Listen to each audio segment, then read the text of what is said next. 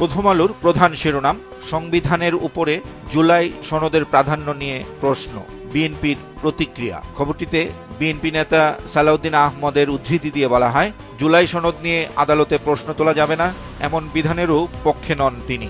এতে আরো বলা হয়, সনদ বাস্তবায়ন পদ্ধতি নির্ধারণের এখতিয়ার কমিশনের আছে কিনা প্রশ্ন, প্রয়োজনে বিশেষজ্ঞদের মতামত নেওয়া যায় বলছে জামাত। আর এনসিপির কথা হলো, বিএনপির অবস্থান ভবিষ্যতে বিতর্ক সৃষ্টি করবে। সিলেটে পাথর ছাড়াও বালু লুটপাটের ঘটনা ঘটছে, এ নিয়ে একটি অনুসন্ধানী প্রতিবেদন দ্বিতীয় প্রধান শিরোনাম করেছে প্রথম আলো। বালু লুটপাটেও ঐকমত্য সিলেট। প্রতিবেদনটিতে বলা হয়, সিলেটের বিভিন্ন স্থান থেকে অবাধে বালু লুট হচ্ছে। গত এক বছরে শুধু জাফলং এলাকা থেকে 10 কোটি টাকার বালু লুট করা হয়েছে।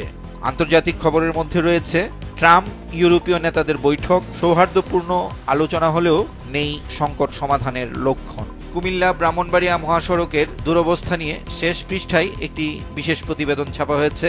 শিরোনাম, খানাখন্দে ভরা মহাসড়ক, কাদা পানিতে একাকার। অফিসার্স এড্রেসে সেনাপ্রধানের বক্তব্যের উদ্ধৃতি দিয়ে প্রকাশিত খবরের শিরোনাম, এখন নির্বাচনের দিকে যাচ্ছে দেশ। সমাজসেবা অধিদপ্তর নিয়ে প্রকাশিত খবরের শিরোনাম, ভাতা নিতে হবে নতুন নিয়মে। প্রতিবেদনটিতে বলা হয়, এনআইডির বিপরীতে নিজের সিম কার্ড নিবন্ধন করতে হবে। একইভাবে ওই মুঠোফোন নম্বরে আর্থিক সেবাদাতা প্রতিষ্ঠানের অ্যাকাউন্ট খুলতে হবে, অর্থাৎ ওই নিবন্ধিত অ্যাকাউন্টে ভাতার টাকা যাবে। সমকালের প্রধান শিরোনাম, বিদেশিদের হাতে যাবে 5 টার্মিনাল, খরচ বৃদ্ধির শঙ্কা। বিশেষ এই প্রতিবেদনটিতে বলা হয়, এসব টার্মিনালের মধ্যে রয়েছে Patenga container terminal, new mooring container terminal, Chittagong container terminal, general cargo berth, এছাড়া বে টার্মিনাল 1 ও 2 এবং লালদিয়া। ছাত্র সংসদ নির্বাচন নিয়ে দ্বিতীয় প্রধান শিরোনাম, জাকসুতে দ্বন্দ্ব, রাকসুতে সংকট, ডাকসুতে বিভক্ত গণতান্ত্রিক ছাত্র সংসদ। খবরটিতে বলা হয়, অভ্যুত্থানের নেতাদের কোন্দলে সংগঠন বেহাল। ঢাকা বিশ্ববিদ্যালয়ে 3 প্যানেলে গণতান্ত্রিক ছাত্র সংসদের নেতারা, কর্তৃত্ব নেই, তবে এনসিপি নেতাদের আশাবাদ। বিশ্ব মশা দিবস ঘিরে প্রকাশিত খবরের শিরোনাম, ছোট প্রাণী বড় হুমকি। গতকাল ঢাকা সেনানিবাসে অফিসার্স অ্যাড্রেস অনুষ্ঠানে বক্তব্য রেখেছেন সেনাবাহিনী প্রধান। তার বক্তব্যের উদ্ধৃতি দিয়ে প্রকাশিত খবরের শিরোনাম, সেনাবাহিনীর সমালোচনা প্রসঙ্গে সেনাপ্রধান, তারা বড় হলে ভুল বুঝতে পারবে ও লজ্জিত হবে। ব্যাংক খাত নিয়ে পত্রিকাটির প্রথম পৃষ্ঠার দ্বিতীয় ভাজে প্রকাশিত খবরের শিরোনাম, দুর্দশাগ্রস্ত ঋণ 7.5 লাখ কোটি টাকা ছাড়িয়েছে। এতে বলা হয়, এক বছরে বেড়েছে 2,60,000 কোটি টাকা, আর মোট ঋণের 44% বেশি দুর্দশাগ্রস্ত, যার আদায় অনিশ্চিত। জুলাই সনদ নিয়ে শেষ পৃষ্ঠায় প্রকাশিত খবর, কঠিন হবে সংবিধান সংশোধন, ক্ষমতার ভারসাম্যের চেষ্টা। বিশেষ এই প্রতিবেদনটিতে বলা হয়, প্রধানমন্ত্রীর ক্ষমতা কিছু কমবে, রাষ্ট্রপতির ক্ষমতা বাড়বে। গণভোট ছাড়া তত্ত্বাবধায়ক বাতিল করা যাবে না, গণভোটের বিধান বাতিল করলেও গণভোট করতে হবে। আর উচ্চকক্ষে সংখ্যাগরিষ্ঠতাই লাগবে 50% বেশি ভোট। ডাকসু নির্বাচন নিয়ে প্রধান শিরোনাম করেছে যুগান্তর, ডাকসুতে 8 প্যানেলের লড়াই, পছন্দের তালিকায় যোগ্যরাই অগ্রাধিকার।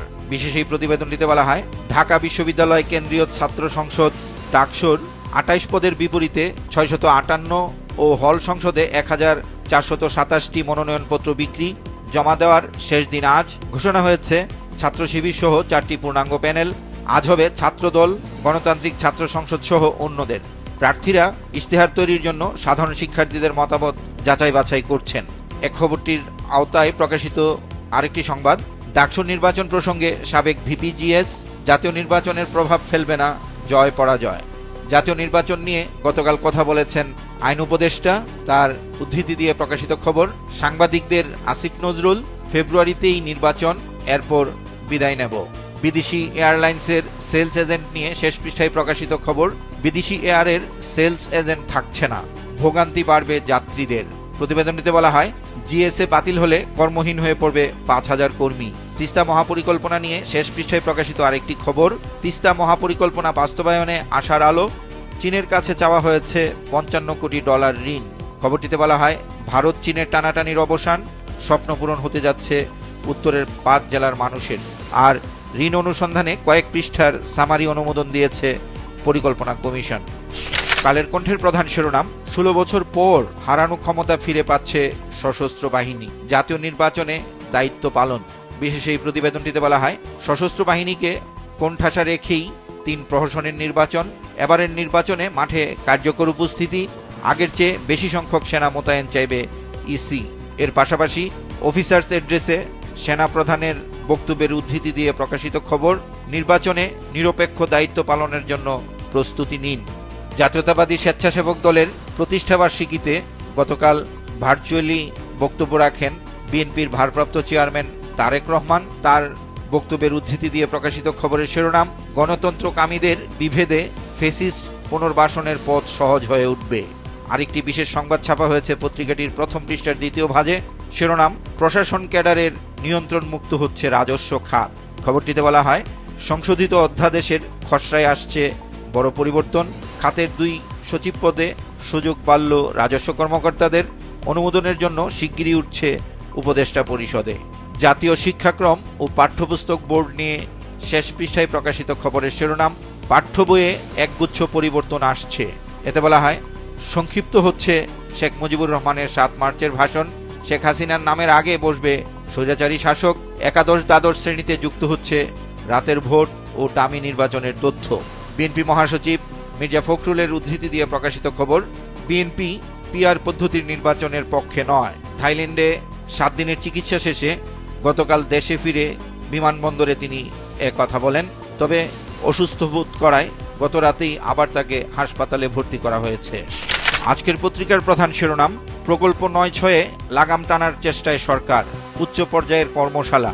প্রতিবেদনটিতে বলা হয়, যথাযথ সম্ভাব্যতা সমীক্ষা না করে প্রকল্প গ্রহণ নয়, মেয়াদ নির্ধারণে ব্যবহার করতে হবে স্বীকৃত মডেল। জন্ম নিয়ন্ত্রণ সামগ্রী কেনা নিয়ে আরেকটি বিশেষ খবরের শিরোনাম, দরপত্র জটিলতায় সংকট প্রকট। খবরটিতে বলা হয়, জন্মবিরতির বড়ি কিনতে 2024 সালের জানুয়ারিতে 216 কোটি টাকার দরপত্র ডাকা হয়। দরপত্রের বৈধতার মেয়াদ বেড়েছে 31 আগস্ট পর্যন্ত। বিপিপি এর মতামত চেয়েছে মন্ত্রণালয়। আর নতুন উপকরণ না কেনায় সরকারি বিতরণে ঘাটতি, 134 উপজেলায় খাওয়ার বড়ি নেই। বালু লুটপাট নিয়ে প্রকাশিত খবরের শিরোনাম, হবিগঞ্জে চলছে সিলিকা বালু তোলার মৎসব। খবরটিতে বলা হয়, হবিগঞ্জের 4 উপজেলার ছড়া ও নদী থেকে দিনে দুপুরে বালু লুট। প্রশাসনের নাকের ডগায় ঘটছে লুটপাট, কার্যকর পদক্ষেপ নেই।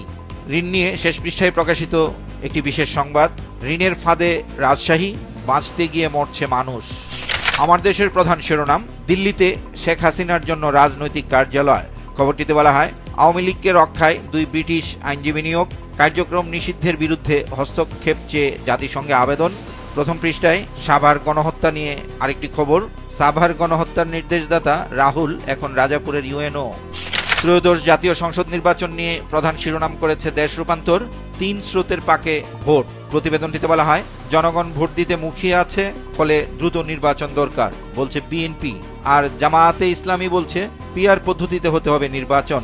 এনসিপির ভাষ্য, আগে সংস্কার বিচার তারপর নির্বাচন।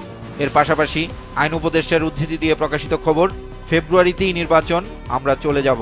প্রধান উপদেষ্টার বক্তব্য ঘিরে প্রথম পৃষ্ঠার প্রথম কলামে প্রকাশিত খবর, প্রধান উপদেষ্টা বললেন, মাইলস্টোনের 3 শিক্ষক চিরস্মরণীয় হয়ে থাকবেন।